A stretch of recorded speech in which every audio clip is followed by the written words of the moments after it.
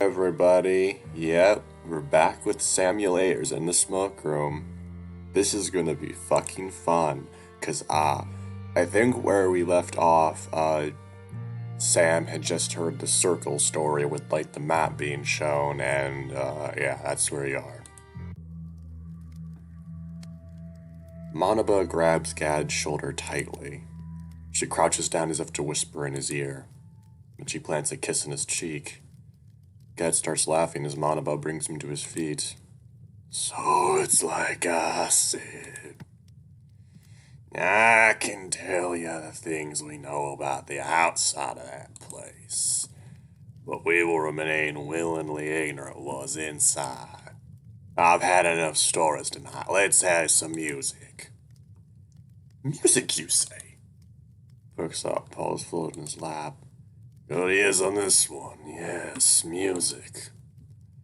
Pardon, sir, it's just that, despite all my years of research on the subject, I've never heard him recite a song before. Research? A puzzled look, Weasel's face falls, wringing his paused brows, twitching. It's for, how do I put this? He raises his hand. Mr. Tibbets here is writing a book about the region, Pa. I think that's what voice I gave him. I see. Ed seems content with the answer, but the look on Monaba's face tells me she isn't buying it one bit. I think we could all use some music after today. Say Bud Fox. Aren't you curious about the music, Sam? Gives me a pleading look. And nod, even though my mind's on anything but music right now. My eyes fall on the map, packed away in its cylindrical container once more. An entire region so unnatural these folks don't even want to talk about it. What even is Echo? Brilliant question, Samuel Ayers. Fucking hell.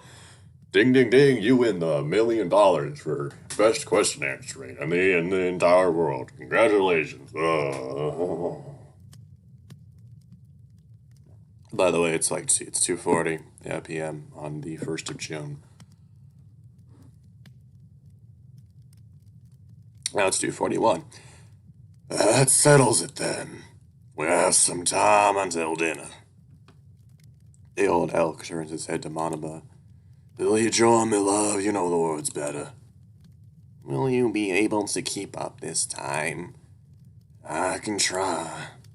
Gad smiles at her, and Monaba responds in kind. Takes a wooden flute from a table and puts it to his lips. Looks small in his massive hands. Cliff watches the two intently, jaws slack, eyes wide like he's in a trance. The bear and the kit fox, who have been whispering amongst themselves moments before, fall silent as well. Before long, I only hear the cicadas buzzing outside. Fuck cicadas, I hate them. I used to actually really like cicadas, or I thought they were cool-looking insects, but then I played and I watched Higurashi, and I fucking hate them now. The flute sound rings loud throughout the Hogan as Gad plays the first notes of his song. Putting her hand on his shoulder, Monaba joins him, gently swaying as she sings. While I can scarcely understand what she's singing about, her voice is beautiful, and I can feel my fur stand on end just listening to her. It's better than any song I've heard the drunk sing at the hip, that's for damn sure. The image of the map slips from my mind. I take a deep breath. Gad's fingers flit across the flute as he tries to keep up once Monaba reaches what I assume is the chorus. The size of his hands is making it easy on him. I close my eyes and listen. My mind wanders. For the first time in days, if not weeks, the thought of what happened in the mind leaves the space in the back of mind. I feel lighter somehow. A little part of me hopes they don't stop playing. That's a really foolish... What is happening? I think he's fallen asleep. Sam? I can hardly suppress a yawn when I open my eyes again. A strand of jewel hangs from my muzzle, and I smear it away with one sleeve. Rub my eyes put together before the Hogan finally comes into view. Avery sits in front of me, a bowl of food in each hand. Extends one to me and smiles. I yawn. What time is it? 8, I reckon.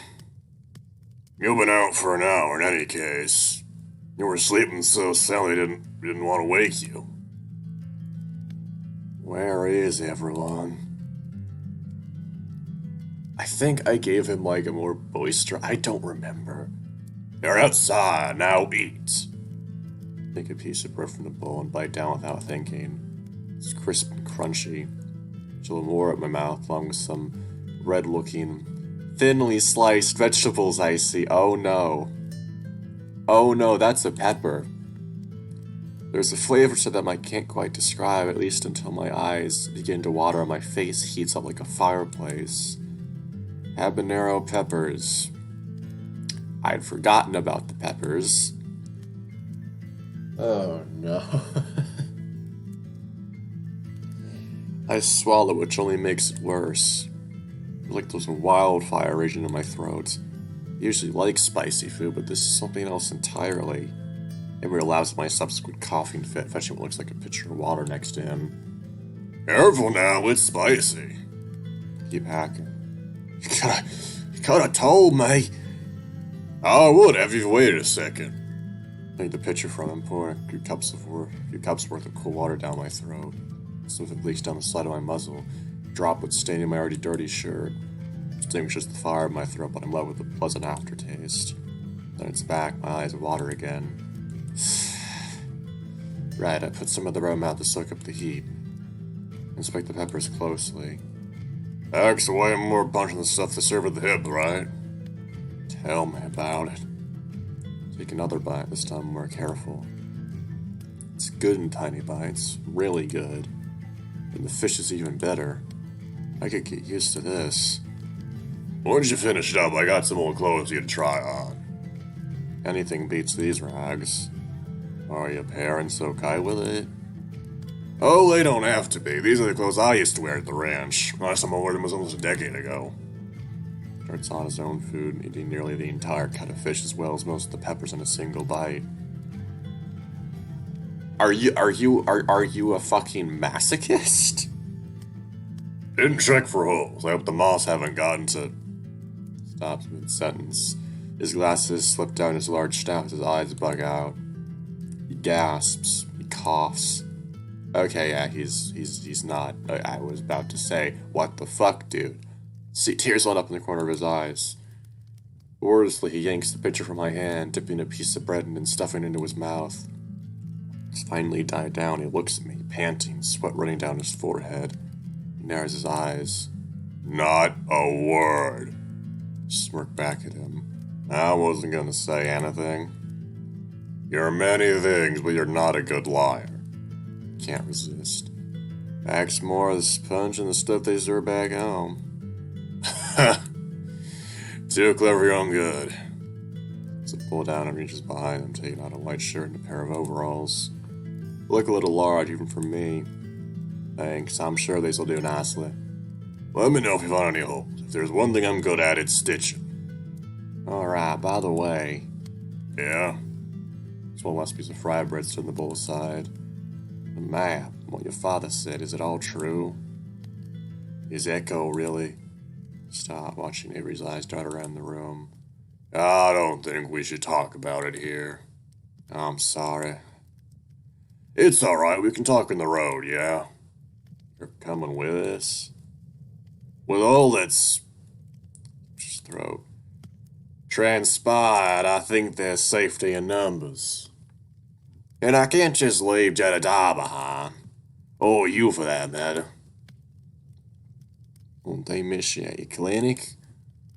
I make these trips all the time. My assistant's skilled enough to handle things in my absence. You're headed for the settlement, yeah? Yeah, you ever been? Used to visit all the time. Yeah, I can get some information out of him. Anything we should look out for? Frowns. Well, anything you should be looking out for. In Echo, the hatred's all out in the open.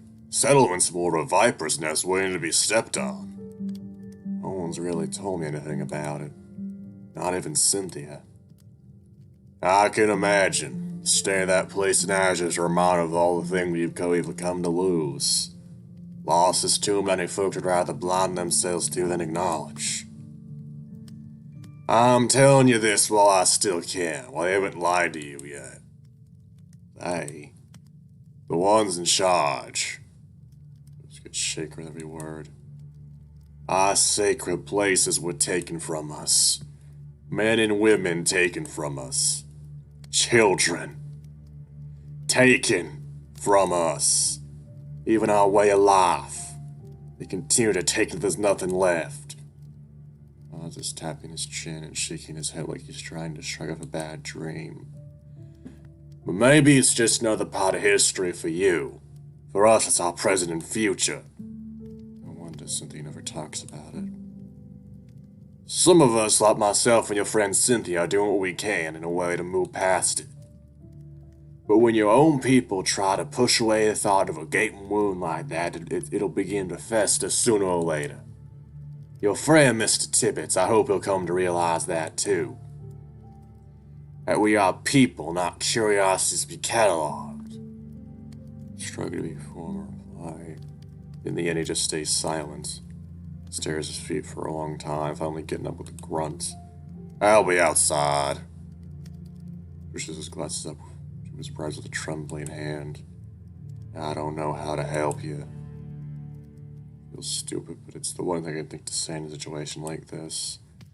It's quite alright, I need some fresh air. You can still see his nostrils turns and walks out of the Hogan, taking her empty bowls with him. I can hear the crickets before he closes the door. Alone again, I look up at the stars with the hole in the roof. There's a lot I want to ask Cynthia about if I ever see her again. She has to try my best not to dwell on it. Taking the clothes I've left behind for me, I start getting changed. Wearing these clothes for so long now that taking them off almost feels like I'm peeling off a layer of skin. Ew. Ugh. They're so tattered at this point, I might as well throw them into the fire in front of me. Starting to sound like a clip, but I'd kill for a nice bath right now. The overall's a bit baggier than I'm used to, but at least they don't slip off or hang too low. They're easy to move around at any rate.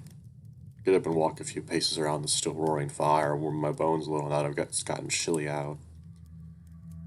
Something clicks in my mind as I pace through the room. Consider my options and look around. I could run now. Everyone's distracted, I'm fed, clothed. Doubt they'd see me in the dark. If I can get my hands on that map, I can probably make it out of the forest on my own. That creature might still be around, but I'll have to take my chances. No way they'll follow me if it is. Reach the map in the cylindrical holder next to Gad's seat. Take it out and furl it. Where are we now?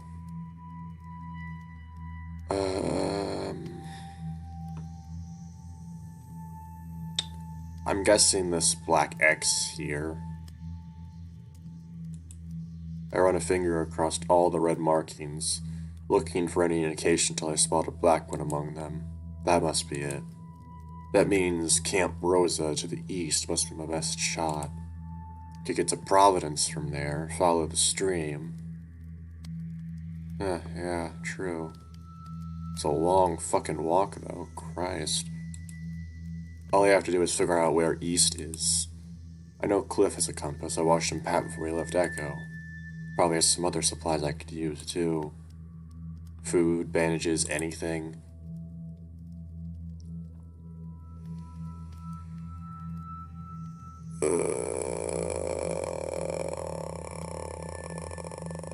It's there. No. I can't just take the map with me. Carefully roll it back up and put it in the cylindrical container exactly where God left it. Sling the pack over my shoulder. There's no turning back now. I have to. The door opens without warning. Samuel! Shit.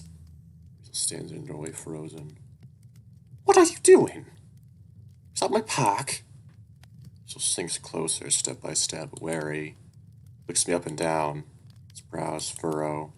I was just about to. Steal my things and leave. Just more confused and angry. Sad even. Explain yourself, now. It's not what you think it looks like, I ain't. I stop. I can't keep doing this. Drop the pack. I can't stay here. It's myself breathing hard. Raises the brow. What's wrong? Turn away anything to avoid looking into those big blue eyes of his. It's ain't nothing you gotta worry about. I think it's obvious that this is not nothing, Sam. And as your employer, I think it's my best interest to know. The warm paw on my back, rubbing in circles. Take a deep breath. No use hiding it now, even if I wanted to. I'm not staying with you. Weasel said a small gasp.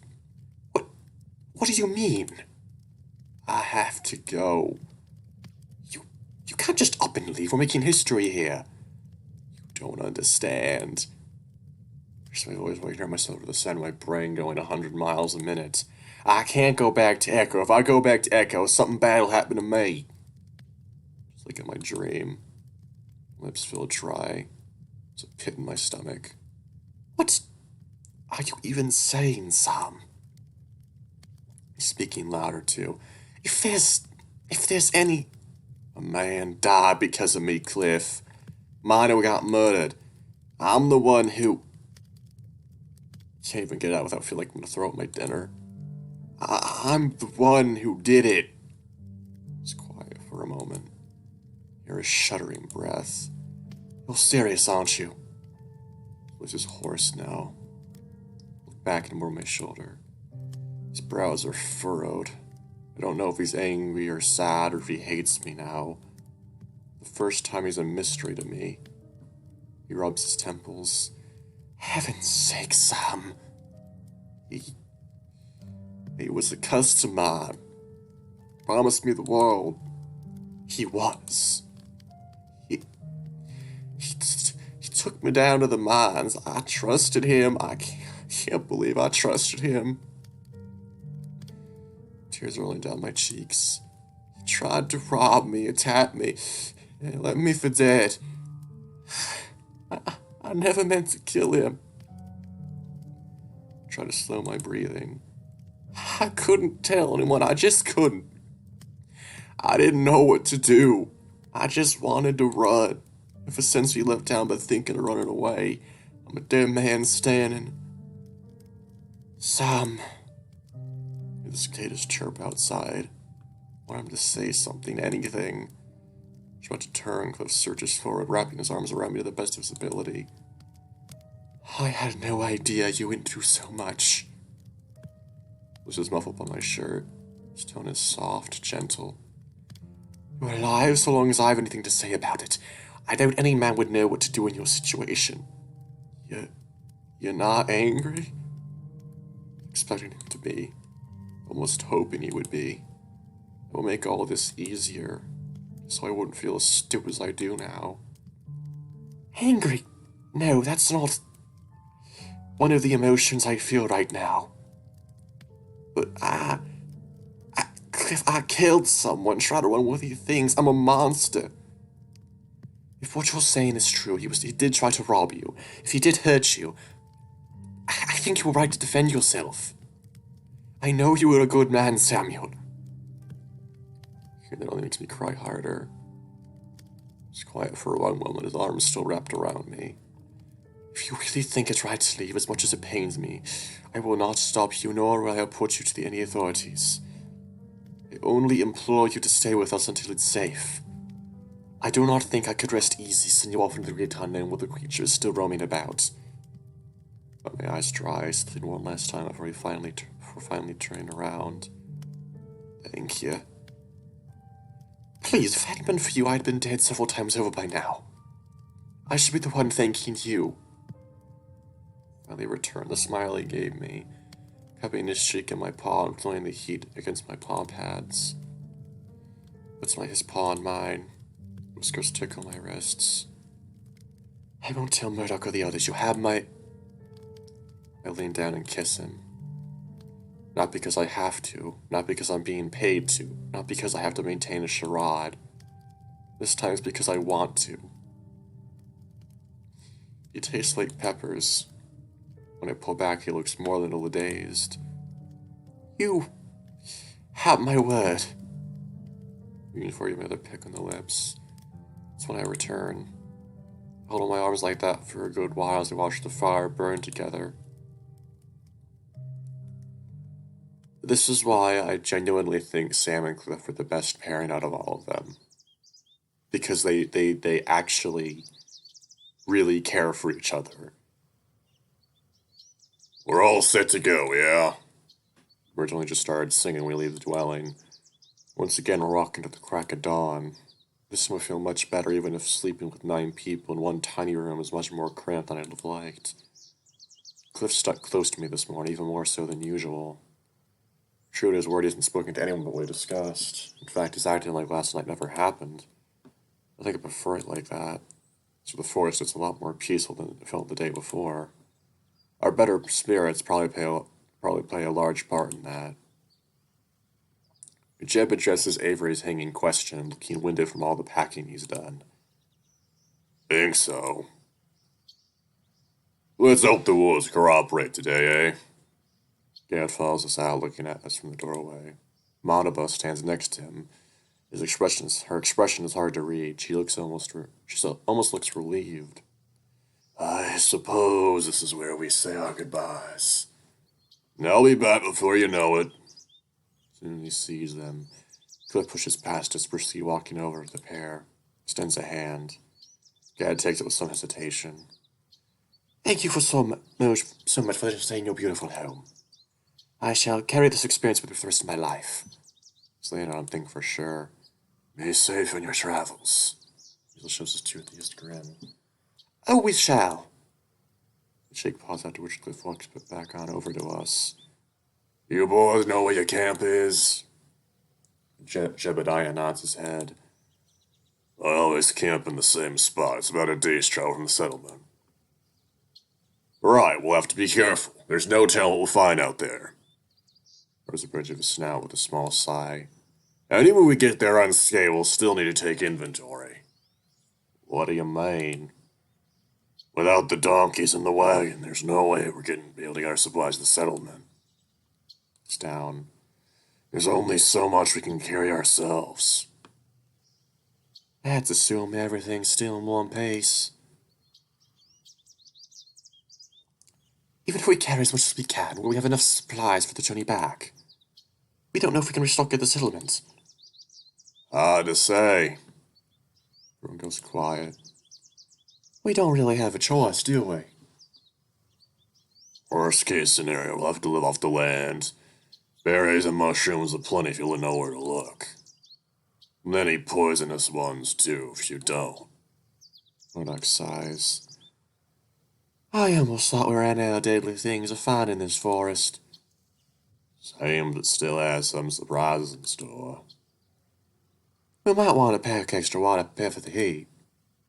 Still chilly out, should be good for a while. Until noon comes around, yes. After that... Let's be off then, before it gets too warm. Just the entire sequence there, with Sam thinking that Cliff is going to fucking hate him. They genuinely fucking care for each other. In like an actual like love way, unlike with Nick, where like sure it's really strong friendship and also some horniness, but it's not exactly that. And with Murdoch, it's just he likes me and I don't really return that. It's Cliff is like my favorite. He just is. Turns his head to wave at Avery's parents, but they've already closed the door to the Hogan. Following one of Avery's maps, they get back in the trail. Avery and Jebediah leading the group.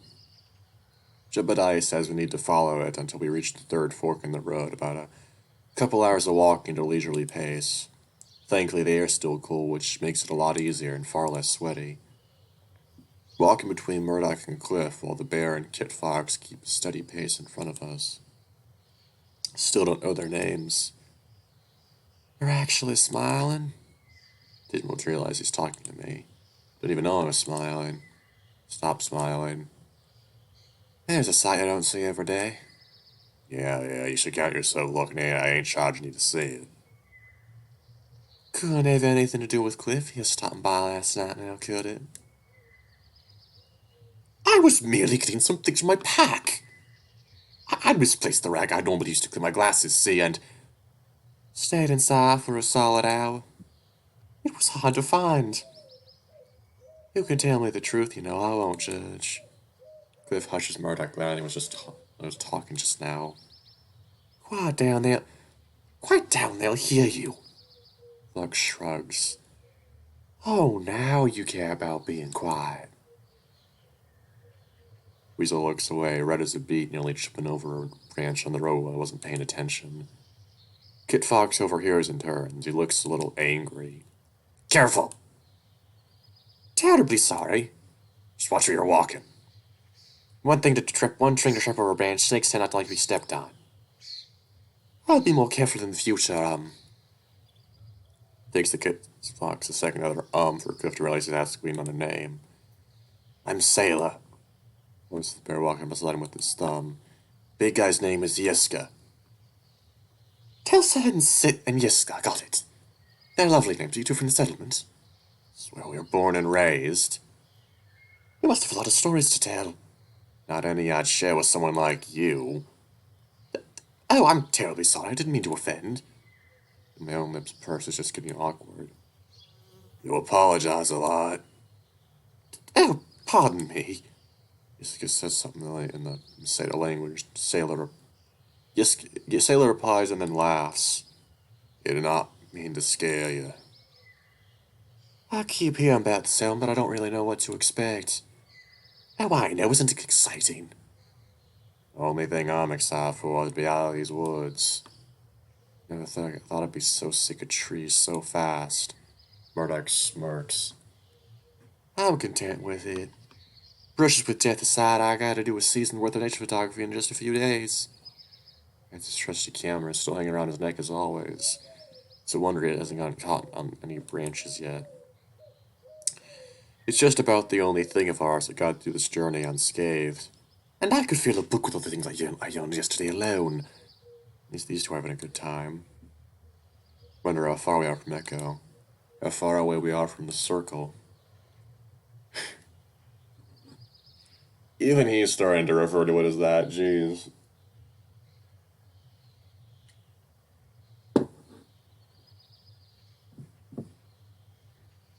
On the front of the group, we hear Jebediah and Avery chat amongst themselves.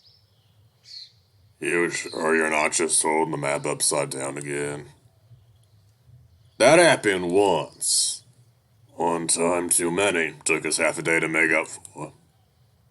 Go me some slack, will you, Jeb? That was 3 years ago. I would if you'd brought me the drink you said you were gonna. Cliff gestures to us. Excuse me for a moment. As Ilya Murdoch's tail sways back and forth, give me a look. So I follow Cliff over to Avery and Jebediah, and he rolls his eyes. Don't think I could stand getting questioned by Murdoch if I was left alone with him right now. What's wrong? Avery turns his head with a sigh. Jebediah here thinks I can't read a map. I'm supposed to pass a fork in the trail half an hour ago, but we haven't seen anything of the sort. What? We're going the right way, I know it. Like what happened yesterday. Sure does feel like the forest itself is trying to steer us wrong. Or there's still the possibility you can't read a map. There's also that.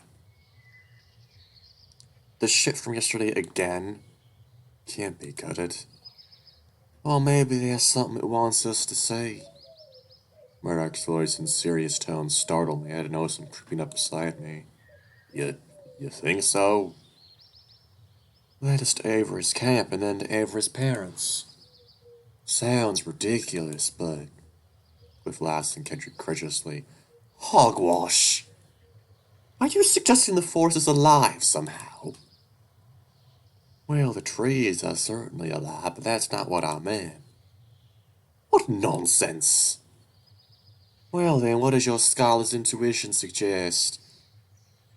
There has to be a logical explanation for this phenomenon. Trees don't just uproot and migrate to a location in the dead of night. Then what about the thing that raided our camp? We all saw something different. A rat, a fox. Sam here doesn't even know what he saw. Is there a large explanation for that? Weasel falls silent. Let's all keep a clear head here now. Next to which Obadiah stops walking. Yiska bumps into him by accident, shoving him forward a little. Hold on. Do you see that? Points out behind the trees a little off the trail. Looks like some sort of wooden roof. Another dwelling? That is not supposed to be there. I've been here more times than I can count, and that is not. Definitely looks like it is, though. I didn't want to feel right this soon. He laughs softly. He is so fucking cute. I want to smooch him so bad. Oh my god. Maybe they can make me a professor at that school of yours. Should we investigate then? Squeaky makes half the words hard to understand. I was so nervous, I thought everything had a logical explanation to it. Glaring at that house. That's exactly what I should investigate. Better than to risk facing fooling anyone. They might have supplies we can use. Or there might be a crazed killer shotting his axe at our front door. I think we all expected to see something closer to the house that belonged to Avery's folks, but this is just a log cabin. A log cabin in the woods near Echo. I wonder what this could be. Or what's left of it. What used to be windows have cracked in their frame and moss eaten away at the roof. Doorway is so warped it looks like it's slanted to the side. What nature of desolation is this? He starts walking to the doorway. Oh, wait. Whistler inside the building. The rest of us exchange glances. Well, what the rest are you waiting for? Y'all following him in? Fuck no. Hell's he thinking? Well, I doubt I could fit through the doorway. That structure doesn't look safe. I don't mind risking it. Plus, if one of us hurts ourselves, we can help the other out. Fox left the door for him and slips on through. Might as well scope out this round while they're inside. Might as well nail a pair of wooden crosses going in there as thick as pig shit. Bear and the Kit Fox talk to each other in a Minnesota language. What about you? Well, I'm saving here. Right, at least for now, because I want to experience both of those. I want you to see both of them. I'm going to stay with Cliff and Murdoch. I'm going to follow Cliff and Murdoch. This muzzle ain't just for show. My client says he needs me. Your funeral. Avery gives Jeb a look. First sign of trouble, just holler be on over. Jeb sulks away and Avery whispers to him in a stern tone. Oh my, I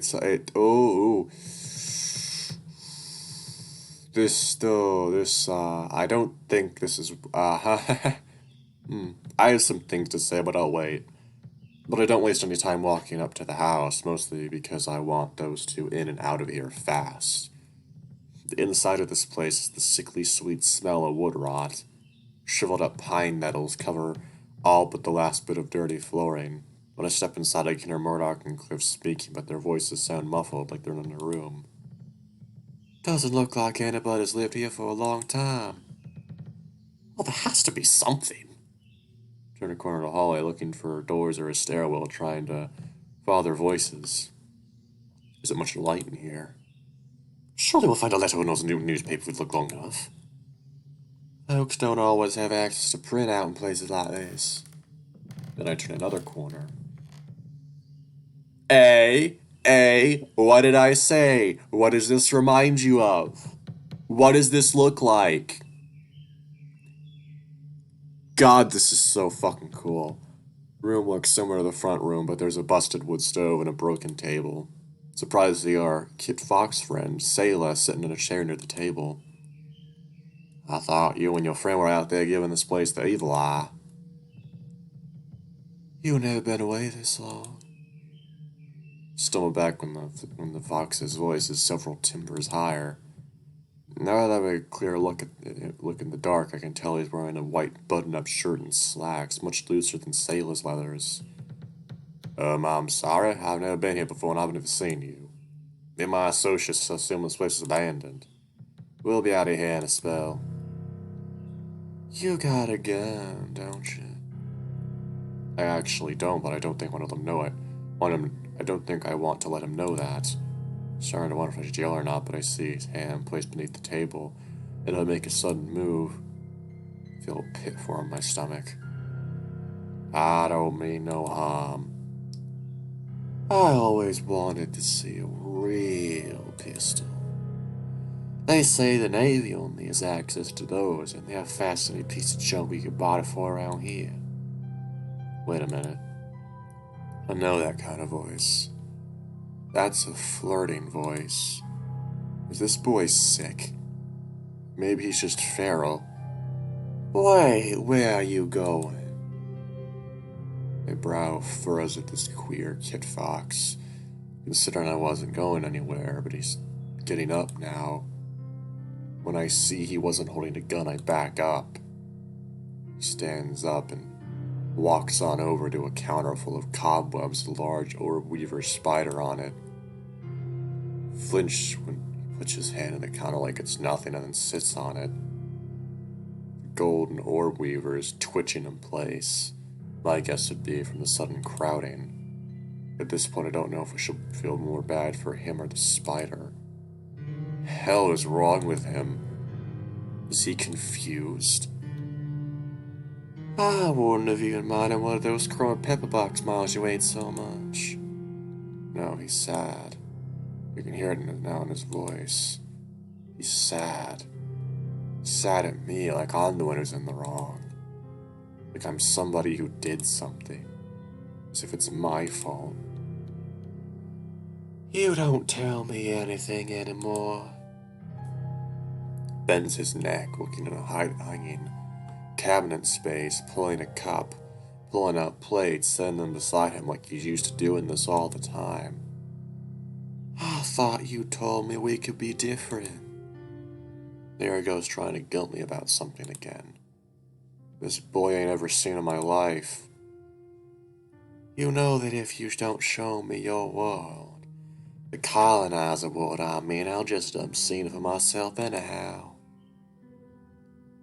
That one was said all sing-song and teasy, which is exactly the tone I don't want to hear from a stranger. I'm sorry, I was just trying to make you mad. I'm just walking slowly backwards. I shouldn't have said that. Fox moves his paw down the front of his shirt. He's unbuttoning it. His eyes look terrified, about to beg me for something he's scared he won't ever get back. I'll even do that, you know. His pants come off. No! You get the hell away from me! Stumble down the hall, I run to the sides of the walls. Cliff Murdoch! Nobody answers. So my heart thumping my chest drowns out the sound of him crying. I feel like I'm being turned around more than I should in a cabin this small, because I have to turn around a few extra times to find the front room. I don't hear him come after me, so I know I should be relieved, but I won't feel calm until I'm out of this place. It's creepy what he said to me. Almost like he was coercing me, a total stranger, into feeling how afraid he felt. Awfully inconsiderate. Can't be out the front door sooner. Report school when my foot pals land on it, but I won't slow down. Okay, now I can get into what that fucking sequence. God, that is so obviously the cabin where James took the fucking Masada kids to do the things he did to them. Fucking disgusting, but okay.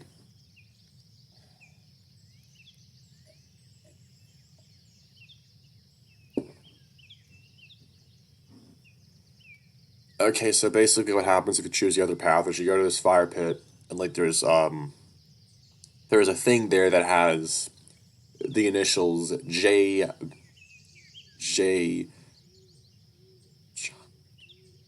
JB on it, because, you know, John Begay. Yeah, it's interesting. And for those of you still not understanding, the James Hendricks in this game is James Hendricks the Third. The James Hendricks that did that with John was James Hendricks the First. Cliff and Murdoch are already outside, yammering at one another like it's already goddamn Tuesday. Gasp and panhold on my chest. You don't look so good. Did you find something? I don't want to tell them, but there's a person in there because I don't ever want to see that person again. I can't. I won't. I used to think I was always the most pathetic person without a 200-mile proximity.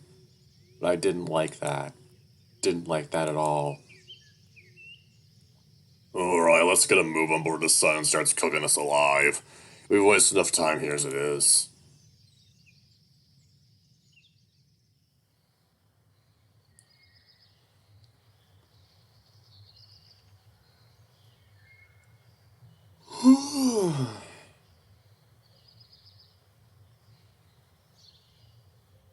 It's around noon we slow down to take a break. Gad and Manaba packed us some bread, but it's hardly enough to share among the 7 of us, so we eat most of it on foot. Stomach's growling pretty bad, those supplies can't come fast enough. How we holding up? Not too bad if I do say so myself. Neighbor taps the thin pair of lines in the map. Guess they're the path we're on now. What I guess are the supplies are marked by a large circle. Yeah, they're seeming to be lining up again. Should reach the supplies any moment now. See, I know how to read a map just fine. I never said you couldn't. You did. Multiple times. But if we ended up going the right way, then what was with that house? Cliff shrugs. Most family just likely just abandoned by the previous owner. You saw what a terrible state it was in. But Avery said it wasn't supposed to be there. You may have just missed it before. It was quite well hidden among the trees and bushes. Not entirely sure what it was. All I know is that it gives me a bad feeling. Much like the smell that's been hanging in the air these past few minutes. It's getting to the point where I have to pinch my nose. What the hell is that? Smells like a sewer. That's putting it mild. It makes shit smell like Cliff's perfume. It's a carcass.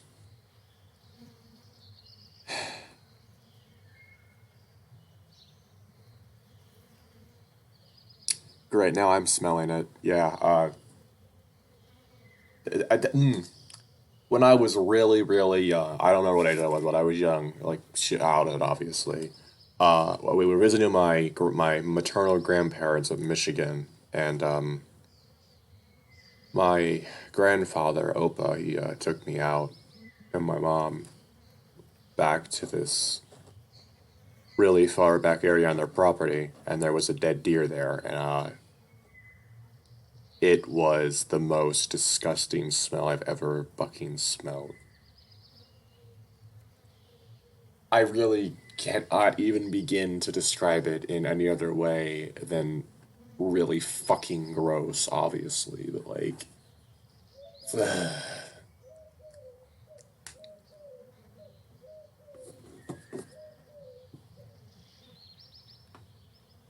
Now that I think about it, that was probably my first real confrontation with death of any kind. A fucking dead, rotting deer in the back of my grandparents' property. Wow.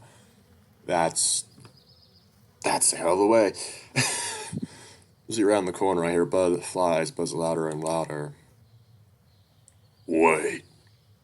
A carcass must mean we're close. Jeb's eyes go wide and his breathing speeds up. He runs ahead of us just to look into the clearing, then stops. It just rises and falls rapidly. No! Stretched back and his legs give way. He falls. Jebediah! Elk rushes over to the collapsed horse, putting his large hand over his head. He too looks in the clearing. Shit! What's wrong? Tipped his muzzle in the clearing, and we all gather around him to look at our old campsite. Or what's left of it. Fuck, it's unnatural. Thought what happened in that house would be the most off-putting thing we'd experienced today. The tents have collapsed, the wagon is busted beyond repair or hell recognition. Papers are strewn all over the forest floor. I think I can see our remains of Cliff Satchel has been torn to ribbons just like the rest. The center of it all is the donkey's corpse, twisted and mangled to the point it doesn't even resemble one anymore. Its head is missing, and what's left of the rest is being feasted upon by bugs. Next to me, Murdoch's usual smug grin completely disappears from his face. He holds a paw to his muzzle. Hear him retch. Getting close to it myself. I don't think this was done by some creature hunting to survive. Let most of the body. And took the head as a trophy. His expression is grim, unfocused. Is Jebediah gonna be okay? Out cold. Shot most likely. He'll come around in a few. Don't blame him seeing something like this. It can do things to the mind, Sam. Terrible things. Tell me about it. Pinch my nose shut. Doesn't help. All they can do is try not to look. You seem to be doing okay. Shakes his head. This is unlike anything I've ever seen before. Like ritualistic slaughter. Murdoch wipes his muzzle with the back of his paw. Haven't seen him this rattled before. Let's be quick about this. I don't think I'd stand by any longer than I have to. I think it goes for all of us. Glance at Cliff. Weasel's still staring straight ahead. His eyes are empty. Put a paw on his back. Cliff. He jumps. Yes? Yes, Scott Murdoch. Sam and I are gonna see what supplies we can carry. Right. What do we do? What do we do about? His eyes shift to the donkey. We leave it be. No. I pulls away, queasy and coughing. Ava rolls him onto his side. I want to bury her, Ave. This is weak. Avery frowns. Jeb, no, I don't think it's safe to... You don't get it at all, do you? We're some in the same position. I have to do good by her. Promised him I'd take care of her, so I will. Promised who? Jebediah ignores me and looks out at the crane once more. Fixes his hat. There's shovels in the wagon. I'll help. Same look at me when we were fixing the wagon just the other day. Genuine surprise. Thank you, Sam. The first time's called by name. Can you stand? Yeah, I'll be right as rain in a little while. Grabs Avery's hand and rises to his feet with a grunt. Be careful, you hear? I'll keep an eye on him. I'll shake the food. Jebediah has been expecting a look as he passes. I'll be with you in a sec. Right. Heads out in the clearing, too. What are you gonna do, Cliff? I don't know. I shall gather what I can of my research, probably. What's left of it. Even that's gonna be hard. Half of the pages laying on the ground are either completely torn or smudged by recognition with mud or sand. I can help you. Weasel lights up. You will? Of course. Splendid. If you're helping me, I'm sure we'll finish in no time at all. But first... So Jebediah is clearing the bugs off the carcass. I'd like to pay my respects. Not for the farm animal, for Jebediah. Sweat from my brow. I've done some digging during my time in the mines, but that experience is making this any easier. Found some more shovels among the remains of the wagon. We're up to our necks in dirt about now. Even Cliff is helping us dig. Haven't heard him complain yet, surprisingly. Maybe all that work with the Manaba did him some good. Reckon this is deep enough. We're getting there. How are you holding up? I'm more worried about you. I've been wondering something. Yeah? You told Avery you promised him you'd take care of his throat. You'd take care of Doris. Who is the man you're referring to? Diamonds and a shovel. It's a long story. We'll be digging for some time yet. Hell. Just the back of his head. I can tell you, I suppose. Doris wasn't mine to begin with. She belonged to She was my partner's. I didn't know you were married. I was never. Takes a breath. I'm as queer as the rest of us. Whispers to the rest of us because the rest of us can't hear. Suddenly nods his head. I had a feeling. I was 16. After Avery left for Echo, there was no one in the ranch who really got me. He was the only friend I had. Then my parents hired a new farmhand, just a little older than I was at the time. He was Masada. Sticking out of his eyes. Got on like a house on fire. I wrote these stories, see, and he would always read them, tell me what he thought of them. One of those stories, it was about him. Didn't mean for him to find it, but he did. Told me he'd been feeling the same way. That's how it started. That's sweet. He smiles. I couldn't let my parents find out, so we made a plan to run for it and make a living someplace else. Maybe get a book published. So one night we went for it. Got all the way to Echo and bought ourselves 2 donkeys and an old wagon with the money we made working at the ranch. Couldn't find anyone to publish my books, so till I could, we make money as guides to and from the settlement. Things are going good for a while. Then he got sick. Real sick. He was losing weight fast, coughing, running high fevers. Eventually he'd lost so much there wasn't any of him left. What was? Avery said it was consumption. We couldn't treat it in time. He sighs. That's terrible. I'm so sorry. I could only promise him I'd take care of him as best I could. They were the only things we had, the only things that were really ours. I was just a scared kid. I could barely take care of myself. So I drank instead.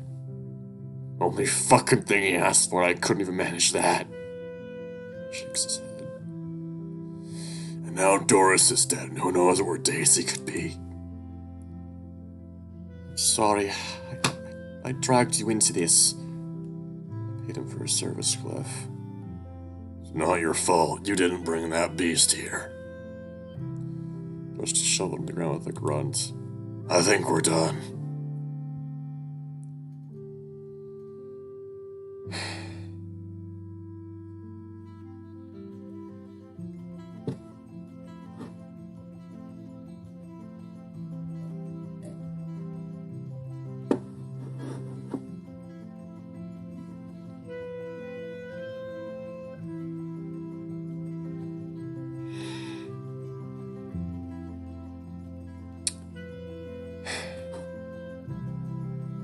He turns, coming out of the open grave.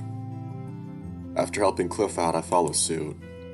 Jebediah's already got Doris wrapped in the remains of his own tent. My eyes start to water when he draws her near. Don't know if it's emotional exhaustion or the smell. Cliff's clasped his paws together. His eyes are closed and he's murmuring softly to himself, praying. Avery's joined us, backpack in hand. Looks like a fine resting place. It'll have to do. How are the supplies? We managed to salvage a lot of them. Should be more than enough if we reach the settlement at the very least. Yells to Jebediah, lift Doris up. Jerry lowered her into the grave as gently as possible. Jebediah takes off his hat, his legs buckle a little, and for a moment I'm scared he's going to faint again. Avery notices and takes Jebediah's hand in his. Horsix inhales through his nostrils, leans on Avery's shoulder. Elk wraps an arm around him, muffling the sobs that ring out through the camp.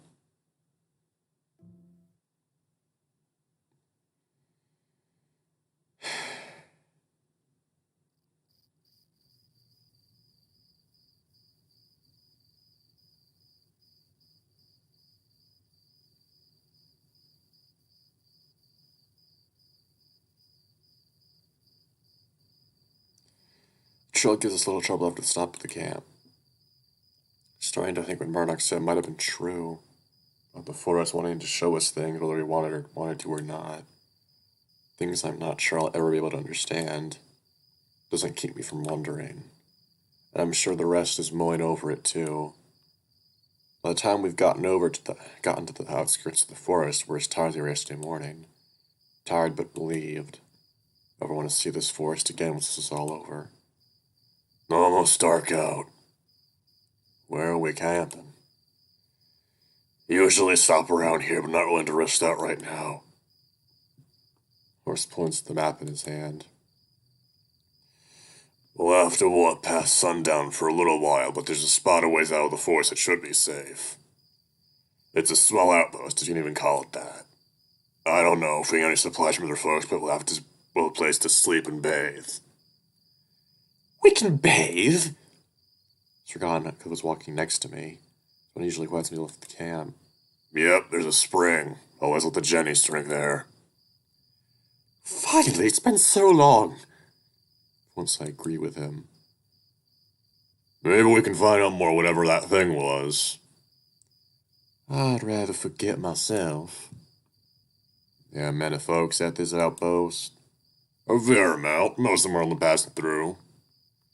It can get pretty rowdy depending on the crowd. But not all bad. Plenty of music and dance when the mood strikes. Weasel hums, his tail bristling. It sounds like a wonderful place. Yiska, Sayla, you boys coming too? Sayla scratched one of his big ears. You ain't got any better places to be. Suicide to walk away with this helmet right now. Just don't expect me to start singing and dancing. I will join you as well.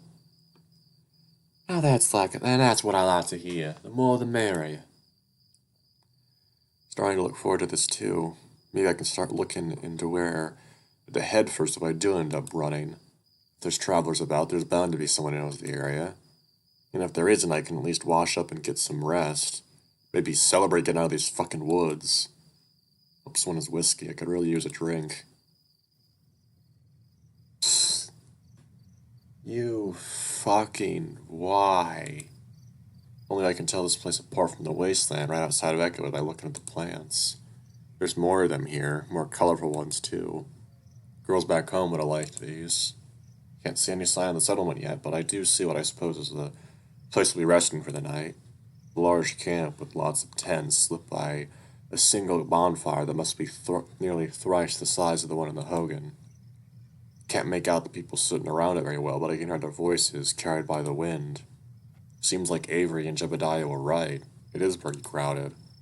Suppose the spring Jebediah mentions buying all those tents. Out of sight, hopefully. I need some time to myself. Been a couple of days since I worked, and so much has happened the urge kind of snuck up on me. Good thing these others are so baggy. Fucking hell. As we draw near, Coyote huddled up close to the fire is the first to notice us. Reminds me of William, who's a bit less bulky. His brown shirt's ragged and dirty, the result of a day's worth of travel clear to see. Shouts at us, bottle in hand. Smell the beer from here. Well, if it ain't old Jebediah. Look at the horse in the corner of my eye. Face of friend of yours. Wouldn't push it that far, buddy. I run into him on the trail every now and then is all. He's good people. Don't let him scare you. He's all bark and no bite. Hey, Ed. The others around the campfire start looking to us as well. I look at their clothes. Quite a few of them are from Echo, though they look far less ragged than we do.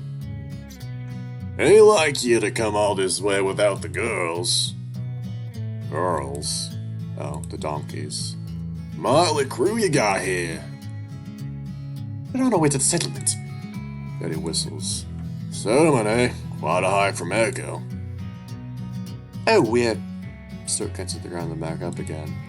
Very aware. Well, it ain't so far now. It should be half a day's walk you leave in the morning. Wouldn't recommend going that way. Folks say there's all sorts of monsters afoot. Silence follows. Ed's eyes follow Jebediah's to me. Nearly drops his bottle, trying to pick his jaw up off the floor. You! Ain't I seen you at the hut before? Fuck. Some stammer from a group as for me my cheeks are on fire. I tend to bar there sometimes. Kato nods excitedly. Right, that's what it was. The memory's getting a bit spotty. Could have sworn you was one of the whores. Middle-aged bat lady with dark gray fur sitting behind him speaks up. Maybe you should stop drinking. Yeah, then I was just getting started, and so am I. You know, I forgot about the donkeys, or me for that matter. Let me introduce myself. Him was with feet, and already I'm not sure this fellow can stand much longer. Best thing I can say about this man is that he seems no shortage of confidence. Name's Edward Purcell. No, that's got the mouthful, so just call me Ed. I'm trying up north. So we're still taking this guy's personality. Cliff steps sword out from the paw. My name is Clifford Tippett, leader of this expedition. Ow! Ed grips Cliff's hand, damn near tearing his arm off while shaking it. The hands it's out of a lance fella. I tried to send a weasel in the wild before. I beg your pardon? Sure just found a guy who can out-talk even Cliff. He retracts his paw and shakes it out, as if it was bitten by some sort of insect. He praises the rest of us. So yes, son, Sailor will be here. How'd you end up with the Burns boy and the doctor? It's quite the story. But he laughs. It's a loud, booming, gravelly laugh, and several of his companions give him agitated looks. Well, it's over a beer, I reckon. You can't say no beer, can we, Yiska? I would like one very much. I think I might take a long bath at the spring first. I'll join you then. I think I'll set the fire for a while. Got some things to think about. We can bathe later. I want to take a look at that spring too. Here's a show all behind the tents and trees. Can't miss it. Thank you. It's an excited squeak as he turns to me. Shall we get going? Goes on ahead, leaving Marek and I to look at one another. Black smirks at me. Get the feeling this is what he was hoping for. You don't want to make him wait, do you? Can't have him running into trouble again.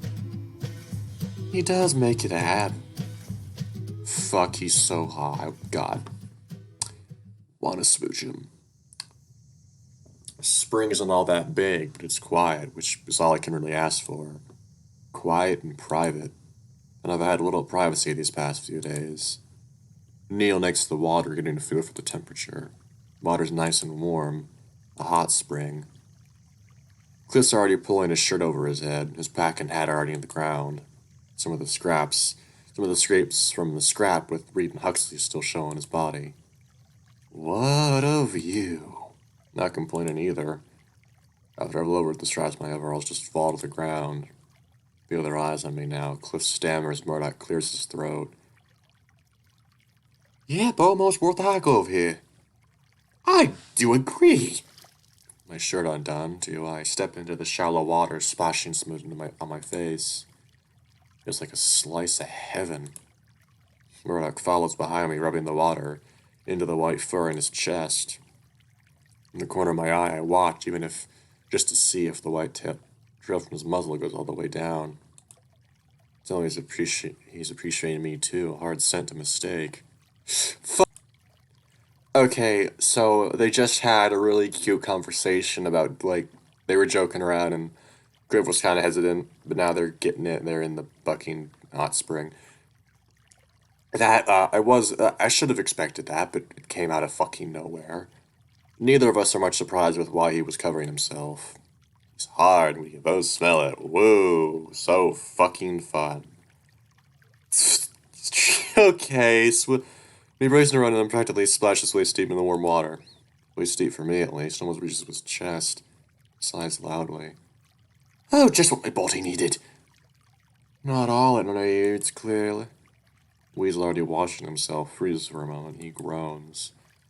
Murdoch! It's alright, just the three of us here. I can tell we're all a little worked up. He's not wrong. He looks to me. Down, right above the water.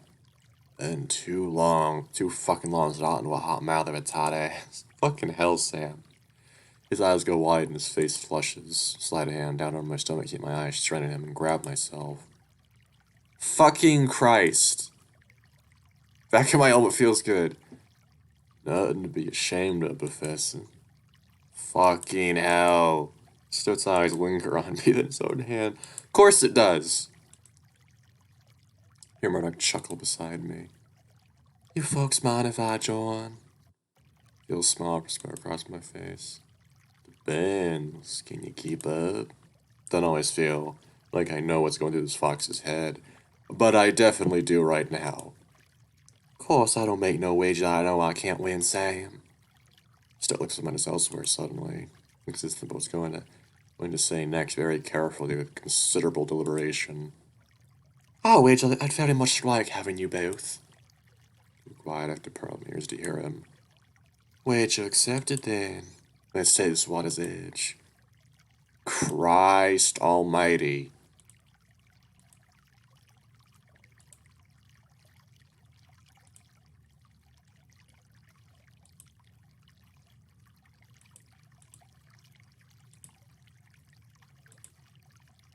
Heavens! Just from a single touch. Clark's lips stretch into a smirk as he takes hold of the weasel at Okar. Yeah, cool. Of course he does. Instinctively, I tilt his head towards me, shut him up with a kiss. Wow, that's interesting. He tastes like mint again. Not surprising, considering he seemed to expect this.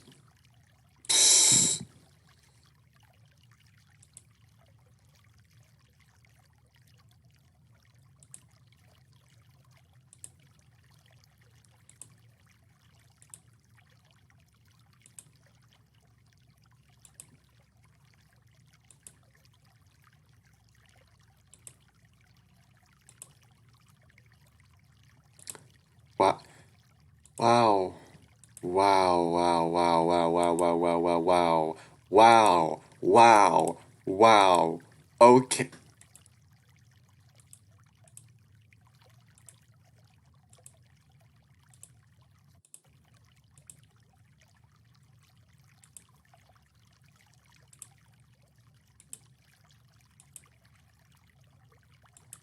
Oh boy.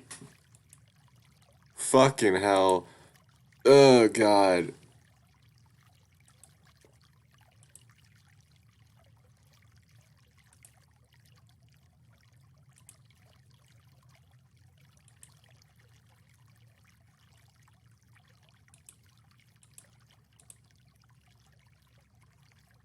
Ah.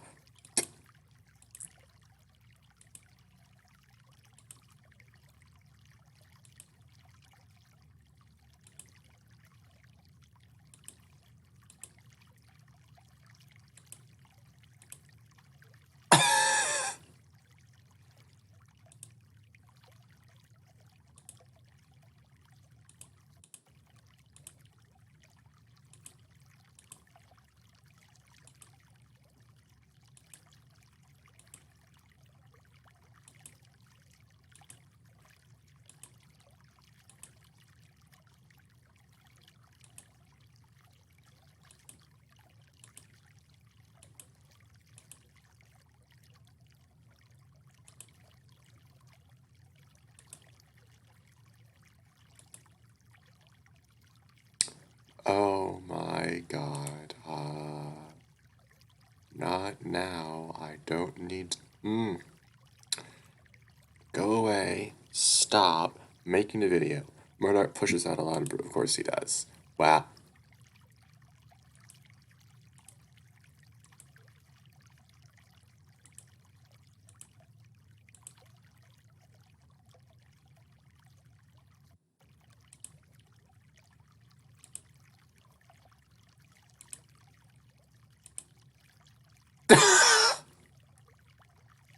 Okay, wow.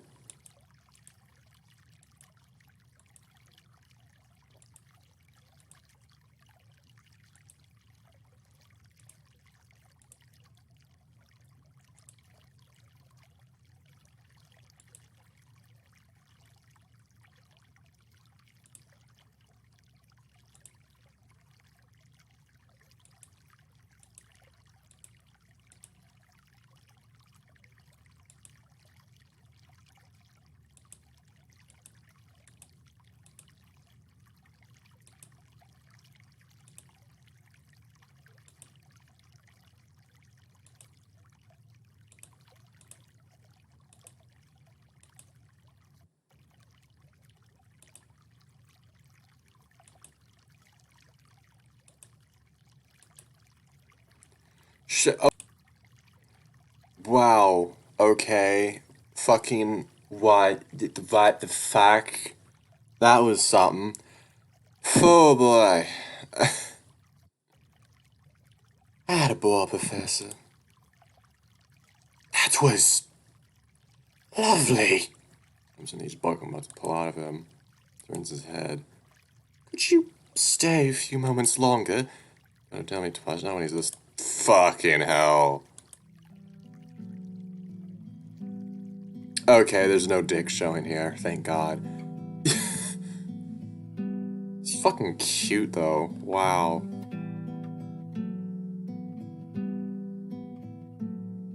That is genuinely fucking cute. God.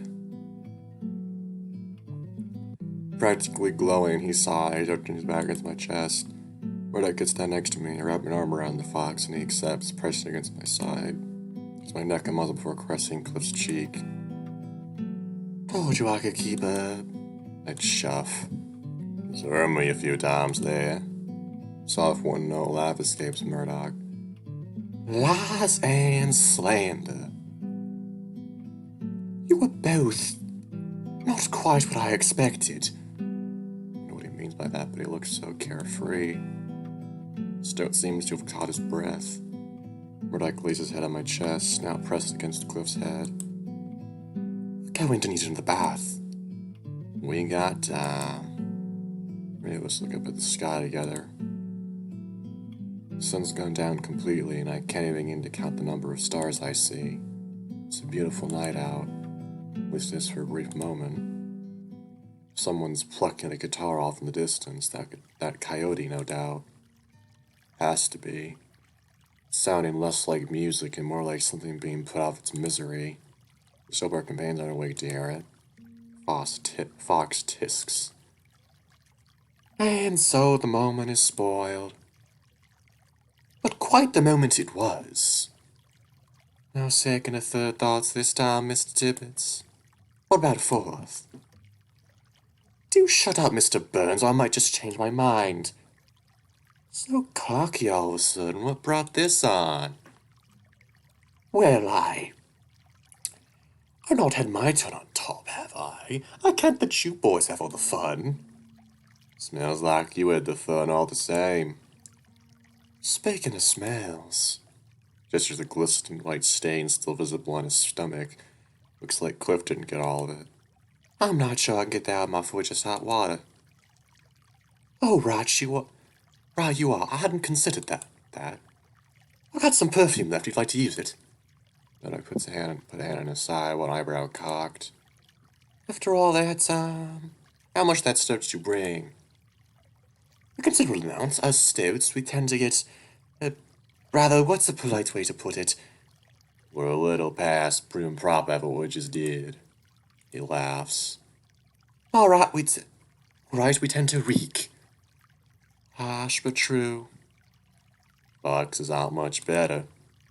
Sam shakes his head, looking about the wet fur between his ears. Still, perfume. I'm quite aware most men prefer cologne. I just fancy floral scents is all. The women in my life seem to like it. He turns his head to me as he washes himself, tail thumping against the shallow water.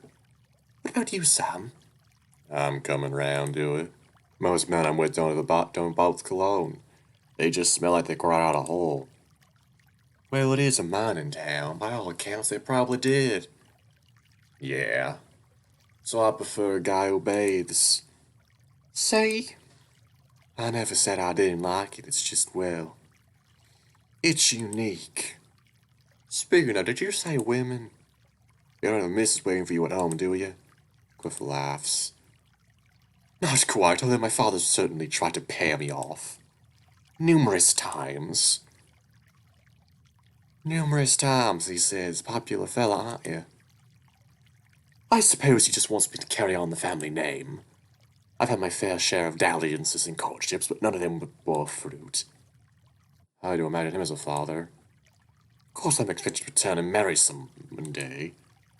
Though, as I admit it, I have certain responsibilities and duties to my family I cannot shirk so easily. Morak's ears splay backwards and her much expression cracks. There's no witty retort this time. Is that something you want, though? If you ask me in my heart of hearts, no, it is not something I desire. I desire to be free, to continue to explore, not throw it all away to a dusty mansion because my father once did the same. What I desire at this moment is for this night to last forever. We both know that's just a wish. Soon the sun will come up and we'll have to keep going. Much like I'll to my family someday. What happens if you don't? I would be disowned, first and foremost. I'd lose my funds, lose my home. It's unthinkable. What you're describing don't sound like much of a home to me. True, but who am I if not a Tibbets? Be honest with me, would either of you have joined me if not for the money involved, or my status? Alex' eyes fall on mine. So it has been for most of my life. Quite frankly, I've never had real friends. Real friends, I mean. Father had associates from all over the world, but they had children that he brought along to our state. But they'd always leave sooner or later. They weren't really there to be friends, they were just there at a happenstance. Because my father was one of the richest men in the city. I think I understand what you mean, but your assumptions aren't correct. True, we joined the expedition because of the money involved, but that doesn't make tonight any less special. I wouldn't have joined you here or done what we just did if I didn't care. I'm sure Sam feels the same way. He's right. Don't give just about anyone a free ride. Thank you both so much. And who knows? I could see this partnership lasting quite a while. Now let's get to bed before they send out a search party. We've been gone for a long time. That was surprisingly that was a sweet moment. That was a really sweet moment.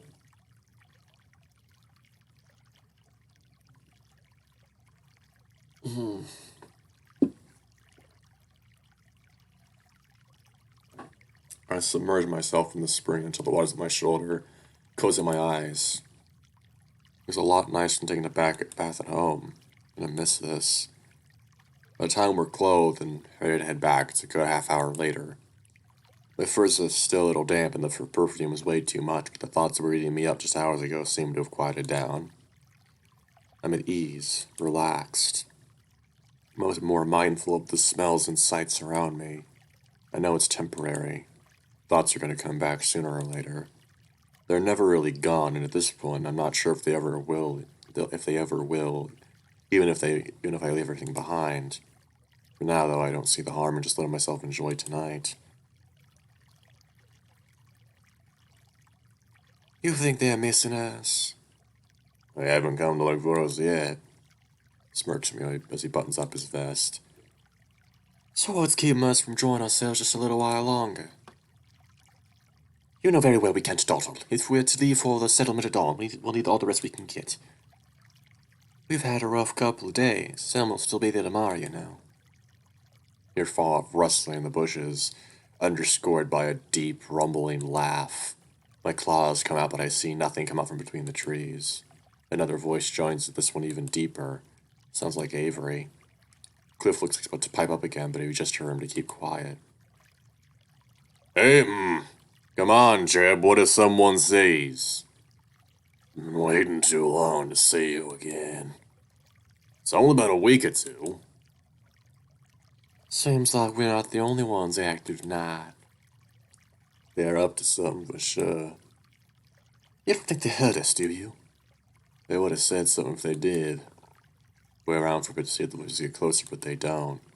I just hear more rustling. Hello? Shit! There's just an annoyed glance at Murdoch. The fox just seems to shrug it off. Hear more rustling as Avery comes out from behind a tree, Jebediah right behind him.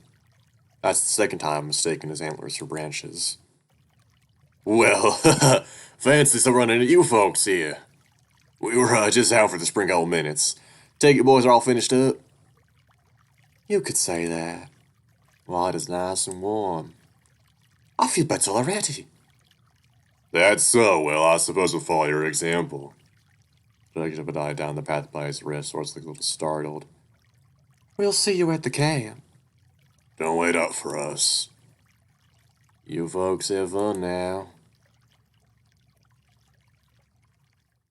Oh, they totally fucking. Yeah, I'm gonna stop the video here. Yeah, hour and, yeah. It is now 4:02 p.m. See you next time, fucker.